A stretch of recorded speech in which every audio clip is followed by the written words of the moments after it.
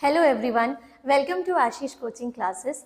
Rachna this side और tense की series में आज हमारा टॉपिक है प्रेजेंट कंटिन्यूअस टेंस। कल हमने सिंपल प्रेजेंट टेंस पढ़ा था जिसमें हमने देखा था कि हैबिट्स, जनरल ट्रुथ्स के लिए हम सिंपल प्रेजेंट टेंस का यूज़ करते हैं। आज हम देखेंगे present continuous tense. Present continuous tense use कब किया जाता है? फर्स्ट क्वेश्चन, ठीक है। So as the name says continuous, continuous means अभी जो एक्शन हैपनिंग, अभी जो हो रही है, ठीक है, happening at the moment, actions that are happening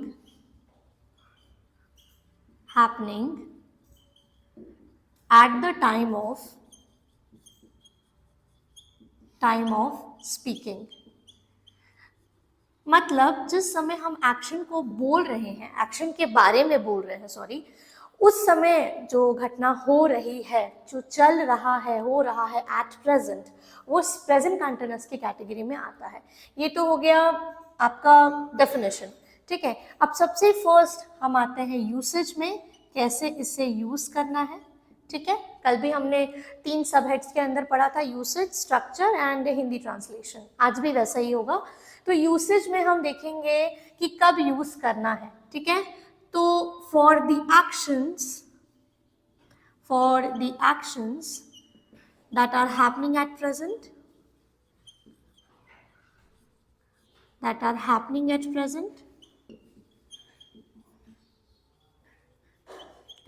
and एक और चीज इसके साथ, आजकल क्या होता है कि प्रेजेंट कंटिन्यूअस टेंस को हम फ्यूचर के लिए भी यूज करते हैं। जैसे tomorrow I am going to leave for Delhi, कल मैं दिल्ली के लिए निकलने वाली हूँ, लाइकवाइज, ठीक है। So for the events that are going to happen, going to happen का मतलब होने वाली है, अभी तक हुई नहीं है। तो फ्यूचर एक्शंस के लिए भी हम सिंपल प्रेजेंट कंटिन्यूअस में बात कर सकते हैं, for the events that are going to happen, ठीक है। इन दोनों चीजों के लिए हम प्रेजेंट कंटिन्यूअस का इस्तेमाल करेंगे। Now coming to the structure, how to form the structure. तो कल हमने एक बेसिक स्ट्रक्चर देखा था जिसमें सब्जेक्ट और ऑब्जेक्ट तो होंगे ही, इसमें भी वही है, सब्जेक्ट और ऑब्जेक्ट रहेगा ही। So let's get started with the subject और उसके बाद हम लगाएंगे helping verb. Helping verb as in is, am, are. ये सब बी के ही फॉर्म्स होते हैं ना, बी के फॉर्म्स। बी का मतलब किसी चीज का होना। जैसे हम कहते हैं she is a dishonest person, वह एक डिसऑनेस्ट पर्सन है, किसी को हम कह रहे हैं कि वो कोई चीज है, बी के फॉर्म्स है ये तीनों, इज, एम, आर, तीनों, ठीक है। इसके बाद हम लगाएंगे वर्ब का आईएनजी फॉर्म, वर्ब में आईएनजी लगेगा, it's very simple, and then we will put the object, okay. And this structure is for affirmative positive sentence. अगर आपने कल की वीडियो देखी होगी तो आप इसको समझ पाएंगे, ठीक है। Subject is, am, are plus ING form of verb plus object. अब हम देखना है कि हमको इज कहाँ यूज करना है, एम कहाँ यूज करना है और आर कहाँ यूज करना है। So am is used with, obviously सिर्फ आई के साथ यूज होगा। इज यूज होगा आपका ही, शी, इट के साथ, ही, शी, इट के साथ या नेम्स के साथ, सिंगुलर के साथ। और आर आपका यूज होगा we, you, with they and with the plurals, ठीक है। इन चीजों के साथ आप इसको भी देख सकते हैं अगर किसी को पता ना हो इज, एम, आर कैसे यूज करना है इन दैट केस, ठीक है। ये तो हो गया स्ट्रक्चर आपका। Now coming to the Hindi translation, आखिर कैसे हम इनको ट्रांसलेट करेंगे या कैसे अपने मन में ट्रांसलेट करेंगे फ्रॉम हिंदी टू इंग्लिश। जैसे कल भी हमने देखा था कि जो हमारी सोर्स लैंग्वेज है वो तो हिंदी होती है, तो ट्रांसलेशन के दौरान हम अपने माइंड में ट्रांसलेट करते हैं थिंग्स, राइट। तो हिंदी ट्रांसलेशन इसका होगा रहा है, जैसा कि मैंने पहले बताया, कोई भी चीज चल रही है, हो रही है, रहा है, रही है, रही है, रहे हो एंड सो ऑन, ठीक है। ये होगा इसका हिंदी ट्रांसलेशन। जैसे वह बाजार जा रहा है, ही सब्जेक्ट हो गया हमारा, he is going to market, okay. तो ये है आपकी तीनों चीजें, usage, structure and Hindi translation. ये हमने देखा अभी अफर्मेटिव का रूल। अब हम देखेंगे कि नेगेटिव कैसे बनाएंगे। नेगेटिव में बस वही है कि आपको सिर्फ नॉट लगाना है, बाकी वैसा ही रहेगा। लेट्स सी, नेगेटिव बनाने के लिए subject of course, then is am are, then not, एक ही चीज ऐड होगी इसमें और वो है नॉट, बिकॉज हम नेगेटिव बना रहे हैं। Then again same form of verb ing and then the object. Okay, now coming to interrogative. Interrogative as in questions. आखिर हमको क्वेश्चन भी पूछना पड़ सकता है भाई प्रेजेंट कंटिन्यूअस में, ठीक है, इनको हम क्वेश्चंस कहते हैं, इंट्रोगेटिव सेंटेंसेस को, ठीक है, which are used to ask questions. When you are asking question in present continuous tense, then this will be the structure. So now understand the technique. किसी भी सेंटेंस का इंट्रोगेटिव बनाना बहुत easy होता है अगर एक छोटी सी चीज मालूम हो तो, और वो क्या है? वो ये है कि जो हमारे हेल्पिंग वर्ब्स होते हैं वो सामने लग जाते हैं, is, am, are, फिर लगता है सब्जेक्ट,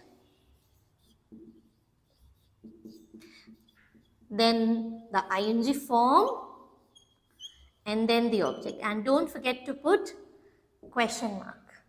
बहुत लोग भूल जाते हैं, तो नेसेसरी होता है यहाँ पे क्वेश्चन मार्क लगाना। नाउ वन मोर थिंग, हो सकता है कि हम WH वर्ड का भी इस्तेमाल करें यहाँ पे। WH वर्ड एज इन, ये मैं इस साइड बता रही हूँ, ठीक है, ध्यान दीजिए। WH वर्ड मतलब ऐसे वर्ड्स जो क्वेश्चन पूछने के काम आते हैं, like what, where, when, why, how, ठीक है, इस टाइप के जो वर्ड्स हैं वो WH वर्ड्स की कैटेगरी में आते हैं।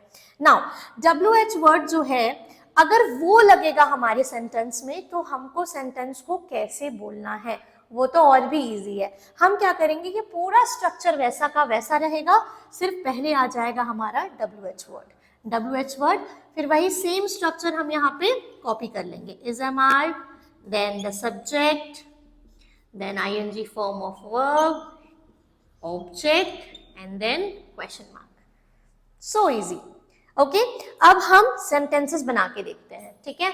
आप वीडियो को पॉज करके अगर आप नोट्स बना रहे हैं तो इसको भी आप नोट डाउन कर सकते हैं।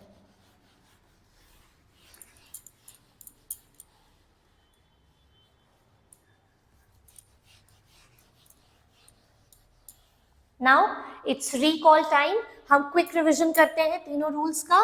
Now coming to the affirmative part, affirmative as an positive, subject plus is, am, are,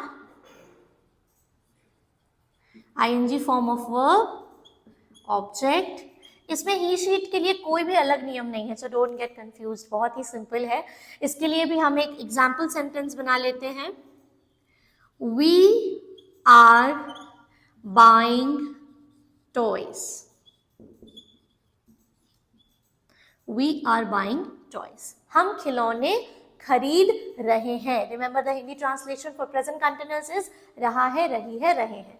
okay, now coming to the negative part, so easy, you just have to add a simple word that is not, not, same form of verb, object will be there of course, and the example is this, we are not buying toys.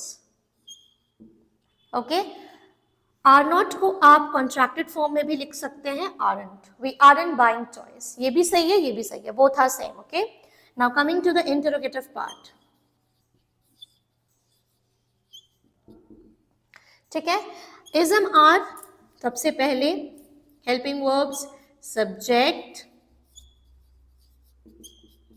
ing form of verb, object, and then question mark. Okay, now example sentence, मैंने क्या बताया, helping verb पहले आ जाएगा, तो are is the helping verb here, are, subject is we, the verb is buying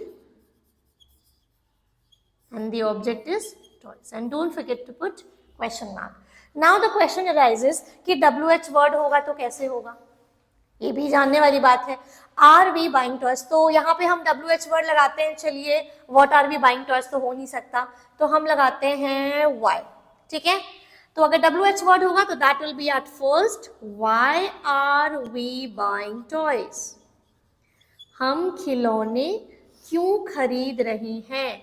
या फिर ऐसे भी हो सकता है when are we buying toys, हम खिलौने कब खरीद रहे हैं. ठीक है, इस टाइप का WH वर्ड लगा के आप ऐसे स्टेटमेंट्स बना सकते हैं. Now this is the quick revision. If you are having any doubt then you can ask in the comment box. और कुछ समय के बाद जैसे ही हमारा प्रेजेंट टेंस कंप्लीट हो जाएगा, हम उसके बाद सिंपल ट्रांसलेशन एक्सरसाइजेस भी करेंगे ताकि आपका रिविजन भी होता रहे. Thank you so much. Do like and subscribe to our channel. Thank you.